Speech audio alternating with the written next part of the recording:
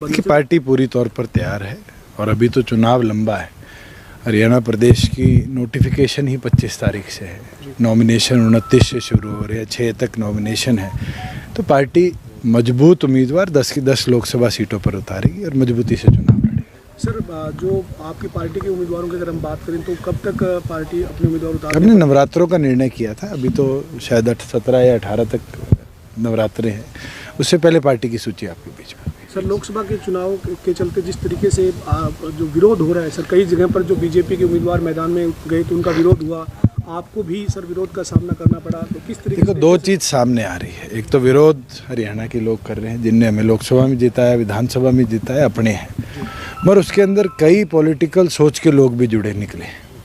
दिग्विजय का विरोध करने वाले INLD और कांग्रेस के पदाधिकारी थे। डॉक्टर अजय सिंह चौटाला जी का कुंगड़ में विरोध हुआ, एक लड़के ने किया, और जब उसको देखा गया, समझा गया, तो वो विरोध करने वाला और कोई नहीं निकला। वो विरोध करने वाला भी कांग्रेस का पदाधिकारी मिला, किसी सेल का। तो ये साफ दिखता है कि प्लान्ड स्ट्रेटजाइज तरीके से पॉलिटिकल पार्टियां भी राजनीतिक माहौल को ख़राब करने का काम कर रही हैं। ये सर जानकारी भी मिल रही है कि राकेश टिकैत जो किसान नेता है, उन्होंने भी कहा है कि किसान नेता यूनियन की अभी कोई इस तरीके के नेताओं के विरोध की कॉल नहीं है।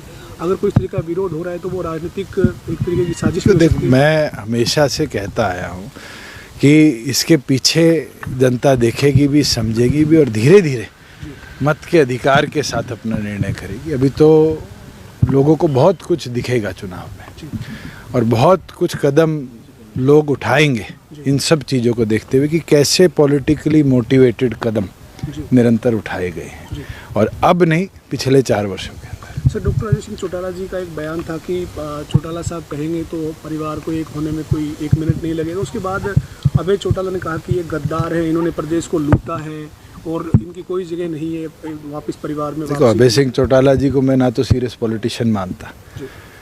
आप जैसे साथी ने कहा परिवार एक हो, डॉक्टर अजय सिंह चौटाला जी ने हमेशा कहा है ये पहल उनके लेवल पर नहीं हो सकती। परिवार के मुखिया चौटाला साहब हैं, उनके लेवल पर हो सकती। पॉलिटिकल पार्टीज एक होने की बात पे तो कभी चर्चा ही नहीं हुई। चुनाव लड़ेंगे हम 10 सीटों पर, उनमें दम है तो वो 10 सीटों पर लड़ लें। आज के दिन समझने देखने की चीज़ है। जो लोग हम पे आरोप लगाते हैं, मैंने कहीं सुना ये कहा कि चौटाला साहब को जेल भेजने का काम हमने किया। उससे थोड़े दिन पहले कहते थे आम आदमी पार्टी ने, केजरीवाल ने किया। उससे पहले कहते थे बीजेपी ने किया। उससे पहले कहते थे कांग्रेस ने किया। इसका मतलब तो सारी पॉलिटिकल पार्टीज की एक मंशा है। या उनको घबराहट है कि वो 2% वोट शेयर भी ना ले पाए तो उनका इलेक्शन सिंबल जाएगा। उनके घबराहट है कि क्या उनके पॉलिटिकल पार्टी का अस्तित्व खतरे में है। तो ये सारी चीज़ें कोई सीरियस पॉलिटिशियन कभी नहीं उठाएगा, और हर रोज अपने बयान को बदलने वाला पॉलिटिशियन जनता के सामने साफ हो जाता है। जी सर, ये एक बार अभी चौटाला ने ये भी कहा सर, प्रेस कॉन्फ्रेंस की थी चंडीगढ़ में, उन्होंने कहा कि करनाल का जो चुनाव है वो सबको मिलकर लड़ना चाहिए। सबको मिलने का मतलब जेजेपी से अलग, यानी उन्होंने कहा कि आम आदमी पार्टी और कांग्रेस के गठबंधन के साथ मैं समर्थन करने के लिए तैयार हूँ अगर वो सहमति करते हैं तो। इसका मतलब सर अभी चौटाला कांग्रेस के साथ जाने के लिए भी वो तो पहले भी तैयार थे। वो दिन दूर नहीं कि वो अपनी पार्टी का विलय किसी पार्टी में कर ले। आज उनकी मंशा साफ है। अगर उनके पास उम्मीदवार नहीं है तो उतने चुनाव ना लड़ाइए, बहाने क्यों ढूंढते हैं। मजबूत उम्मीदवार हम 10 की 10 पे उतारेंगे, बाई इलेक्शन मजबूती से लड़ेंगे, हमारा निर्णय है। और इसके अंदर हमारा तो एक ही टारगेट है कि जो आज इनकम्बेंट चीफ मिनिस्टर है वो चुनाव लड़ेंगे, उनको हराना हमारा टारगेट है और हम हराएंगे। तो करनाल की बात कर ले सर, पूर्व मुख्यमंत्री जैसे चुनाव लड़ रहे हैं, तो आपकी जो पार्टी के उम्मीदवार हैं परिवार से दुष्यंत चौटाला, दिग्विजय चौटाला या डॉक्टर अजय सिंह चौटाला जी और पार्टी की कोर जिसको जिम्मेवारी देगी वो चुनाव लड़ेगा। उसके अंदर चाहे जिम्मेवारी मुझे मिले, चाहे किसी भी कार्यकर्ता को मिले। और पार्टी का एक ही उद्देश्य है, प्रदेश के अंदर हरियाणा की आवाज़ को जिताकर पार्लियामेंट में जगह दे, हरियाणा की आवाज़ पार्लियामेंट में गूंजे, इसके लिए लोगों के बीच में जाके वोट मांगे, और आने वाले भविष्य में कैसे संगठन की ताकत विधानसभा के लिए तैयार हो, मजबूत हो, बढ़े, उसके ऊपर काम करें। सर, एक बात लगातार और चल रही है कि दुष्यंत चौटाला 4.5 साल सरकार में रहे और अब सरकार से बाहर आ गए। आपको क्या लगता है कि कहीं आपको लगता है कि आपने 4.5 साल से पहले जब किसान आंदोलन हुआ या इससे पहले सरकार के साथ नहीं रहना चाहिए था, या क्या मानते हैं? क्योंकि लोगों की इस तरीके की बात जब सामने आती है, मैं एक चीज़ कह सकता हूँ, सर छोटू राम जी भी, चौधरी देवीलाल जी भी हमेशा कहा करते थे नीतियाँ और काम सरकार में रहकर पूरे होते हैं। जी क्या 4.5 साल में 50% वुमेन रिजर्वेशन हम नहीं दे पाए? क्या 4.5 साल के अंदर प्रदेश में आप BCA को 8% रिजर्वेशन, महिलाओं को 33% डिपो, 20,000 किलोमीटर की सड़कों का नवीकरण,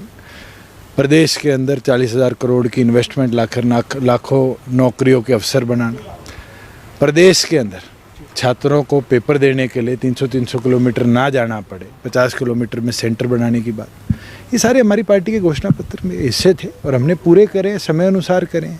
आज किसान को 14 फसलें MSP पर बेचने का अधिकार हरियाणा में है। 2 दिन में पैसा उसके खाते में आता है।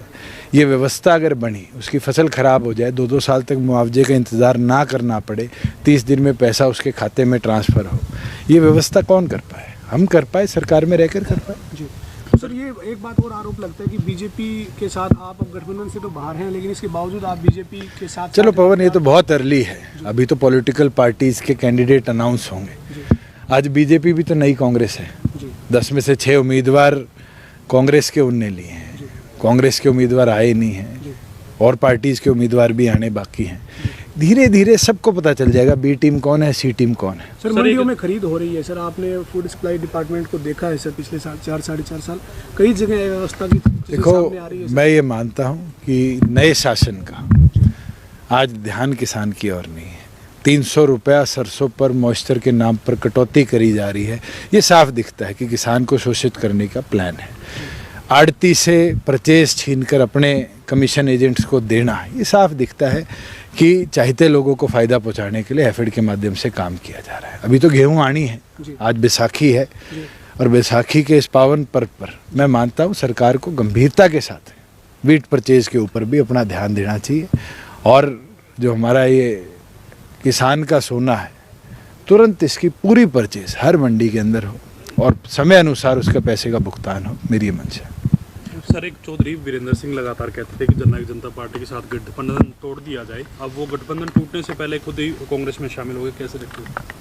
वो दिखता है उनकी राजनीतिक चाह क्या थी, सोच क्या थी, और जो 10 साल पहले भूपेंद्र हुड्डा को कोसा करते थे आज उनसे ही पटका पहन रहे हैं। ये दिखता है कि वीरेंद्र सिंह जी राजनीतिक तौर पर कितने कमज़ोर हो चुके हैं।